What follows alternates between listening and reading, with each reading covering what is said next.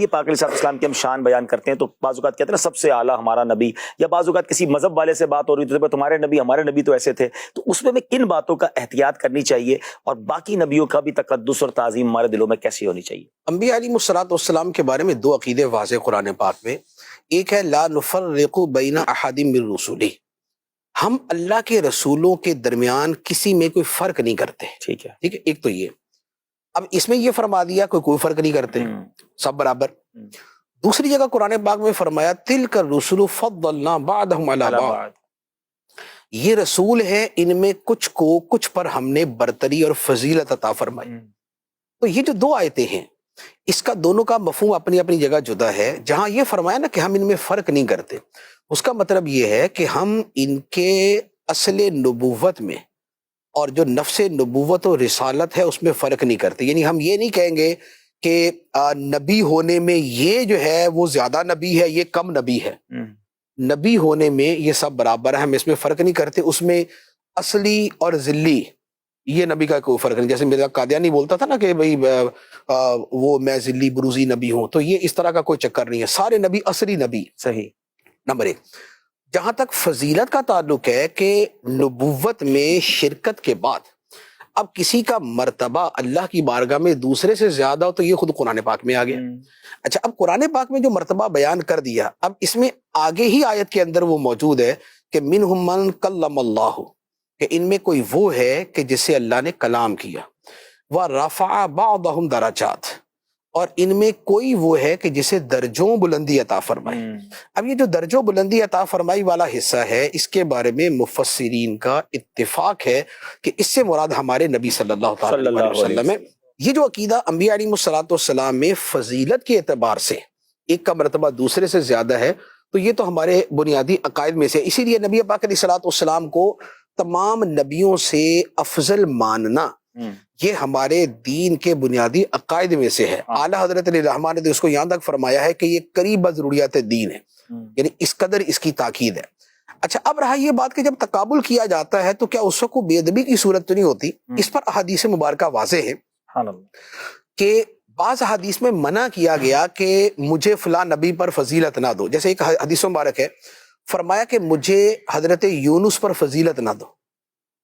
ایک میں ہے نبی پاک علیہ الصلوۃ والسلام کو کسی نے خیر البریہ لفظ کہا کہ آپ تمام مخلوق میں سب سے بہتر ہے، تو نبی پاک صلی اللہ تعالی علیہ وسلم نے فرمایا کہ وہ تو ابراہیم علیہ الصلوۃ والسلام ہے.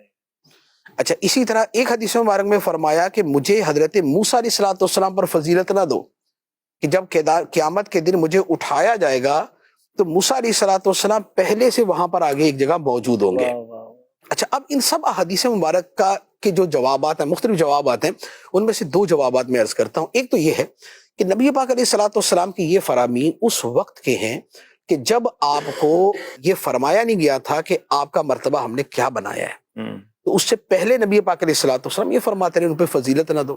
دوسری بات یہ ہے کہ جو اس کی زیادہ بہتر توجیہ ہے وہ یہ ہے کہ نبی پاک علیہ الصلوۃ والسلام کے منع فرمانے کا جو مقصد ہے وہ یہ تھا کہ اس انداز میں فضیلت نہ دو کہ کسی دوسرے نبی کی بے ادبی ہو. جیسے اعلیٰ حضرت علیہ الرحمٰ کی بارگاہ میں ایک شاعر نے ایک کلام پڑھا، اس نے کہا کہ شان یوسف جو گھٹی اسی در سے گھٹی. تو اعلیٰ حضرت علیہ الرحمٰ نے فرمایا کہ یہ کیا، یہ نہیں، شان یوسف جو بڑی اسی در سے بڑی. حضرت یوسف سرکار کے حسن کا جب تقابل ہو تو ہاں وہ انداز، ٹھیک ہے نا. تو نبی پاک صلی اللہ تعالی علیہ وسلم افضل ہیں، وہ ہمارا عقیدہ حسن یوسف دم عیسیٰ ید بیضا داری آنچ خوبہ ہما دارن تو تنہا داری. جو فضائل سب کے پاس تھے یا رسول اللہ وہ تنہا آپ کی ذات میں خدا نے جمع کر دیے. یا صاحب الجمال و یا سید البشر من وجہک المنیر لقد نور القمر لا یمکن الثناء کما کان حقہ بعد از خدا بزرگ توئی قصہ مختصر. اور وہ اس میں قصیدہ بردہ شریف کے اندر ایک شعر ہے، علامہ بوصیری فرماتے ہیں کہ دع مدعتہ النصارى فی نبیہم واحکم بما شئت مدحا فیہ واحتکمی. فرمایا کہ وہ نہ کہو جو عیسائیوں نے اپنے نبی کے بارے میں کہا کہ خدا اور خدا کا بیٹا قرار دے دیا، تو فرمایا اسے چھوڑ دو، اس بات کو چھوڑ دو. دع مدعتہ النصارى، وہ دعویٰ چھوڑ دو جو عیسائیوں نے اپنے نبی کے بارے میں کہا کہ دعویٰ کیا. واحکم بما شئت مدحا فیہ، اس کے علاوہ جو فضیلت اور جو مرتبہ اور جو عظمت اور جو شان اور جو کمال تم نے نبی پاک علیہ الصلوۃ والسلام کے لیے بیان کرنا ہے کر دو. وَاحْكُمْ بِمَا شِئْتَ مَدْحًا فِيهِ وَاحْتَكِمِ.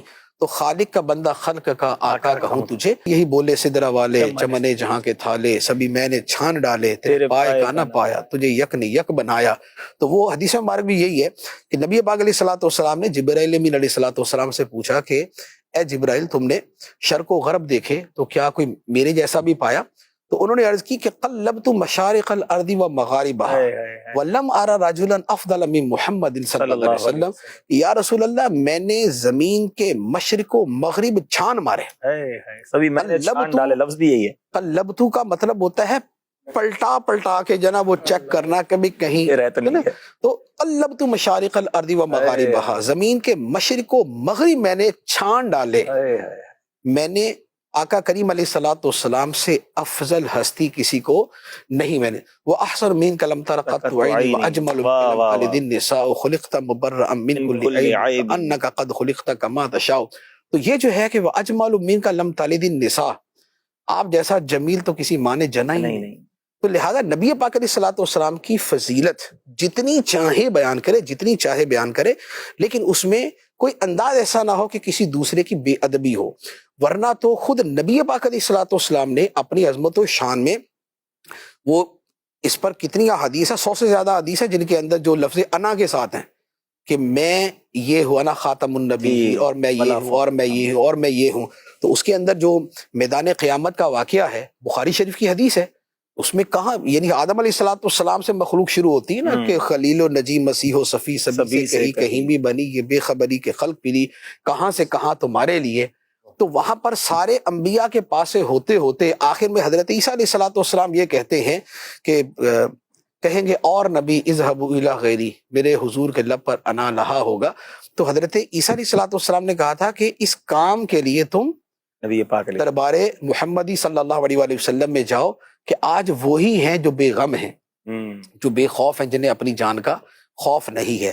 تو یہ جو حدیث مبارک ہے جو سرکار صلی اللہ تعالی علیہ وآلہ وسلم نے خود بیان فرمائی اور جو ہمارے ایمان اور عقیدے کا حصہ ہے تو یہ سرکار علیہ الصلوۃ والسلام کی شان بھی ہے.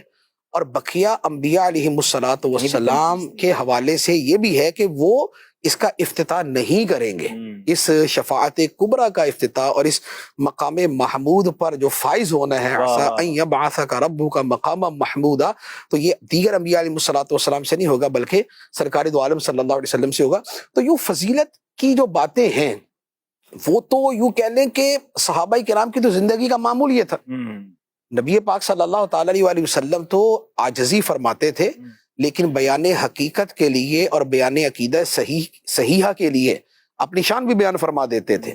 لیکن صحابہ کرام کی تو زندگی کا موضوع یہ تھا کہ جب بیٹھے سرکار کی باتیں کریں.